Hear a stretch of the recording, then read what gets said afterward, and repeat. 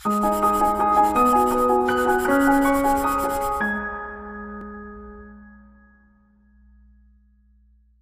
علیکم ورحمۃ اللہ وبرکاتہ۔ آج ہم مہرولی میں حضرت شاہ عبدالحق محدث دہلوی کی قبر مبارک پر یہاں پر موجود ہیں، اور ایک خاص بات یہ ہے کہ مہرولی یہ پورا علاقہ جو ہے، آس پاس کا پورا علاقہ، یہ پورا علاقہ بزرگوں کی، اولیاء کی بہت خاص بستی رہا ہے، اور بالخصوص اس وقت جہاں پر ہم موجود ہیں اس جگہ کو حضرت شاہ عبدالحق محدث دہلوی سے نسبت حاصل ہے۔ حضرت شاہ ولی اللہ محدث دہلوی کے خاندان سے پہلے، بلکہ یوں کہنا چاہیے کہ ہندوستان میں شاہ عبدالحق محدث دہلوی سے پہلے بھی علم حدیث آ چکا تھا،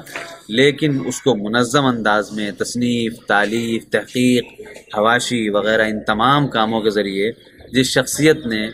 آغاز کیا، جس شخصیت نے ان چیزوں کو عروج بخشا اور ان چیزوں کو اپنی انتہا تک پہنچایا، اور جس کا شہرہ ہندوستان سے باہر بھی ہوا، وہ حضرت شاہ عبدالحق محدث دہلوی کی ذات گرامی تھی، جن کی قبر پر اس وقت ہم لوگ یہاں پر موجود ہیں۔ مشکات المصابیح پر حضرت شاہ صاحب کا کام بہت اچھا ہے۔ اس کے علاوہ بہت ساری کتابیں تصوف کے موضوع پر اور علم حدیث کے موضوع پر، اصول حدیث کے موضوع پر حضرت شاہ عبدالحق محدث دہلوی کا بے پناہ عظیم کام ہے، اور اپنی علمی خدمات کی وجہ سے حضرت شاہ صاحب، بالخصوص علم حدیث کی خدمات کی بنا پر حضرت شاہ صاحب قیامت تک یاد کیے جاتے رہیں گے، اور ان کو خراج عقیدت پیش کیا جاتا رہے گا۔ ہم لوگ اس وقت یہاں پر موجود ہیں، آپ کو دکھا رہے ہیں کہ ان کے باہر کا احاطہ ہے، ان کی قبر مبارک کا یہ چبوترا ہے، اور یہاں پر برابر میں ایک چھوٹا سا مدرسہ حضرت شاہ عبدالحق محدث دہلوی کے نام سے قائم ہے، جس کا نام مدرسہ شیخ عبدالحق محدث دہلوی ہے۔ سامنے یہ مسجد بھی ہے جو کہ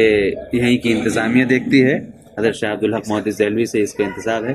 آس پاس کی بہت ساری قبریں ہیں جو کہ حضرت شاہ عبدالحق محدث دہلوی ہی کے خاندان کے بزرگوں کے بعد کے بزرگ جو ہیں، بعض کے افراد جو ہیں، اہم افراد، ان کی قبریں ہیں، اور یہ خود حضرت شاہ عبدالحق محدث دہلوی کا مزار ہے۔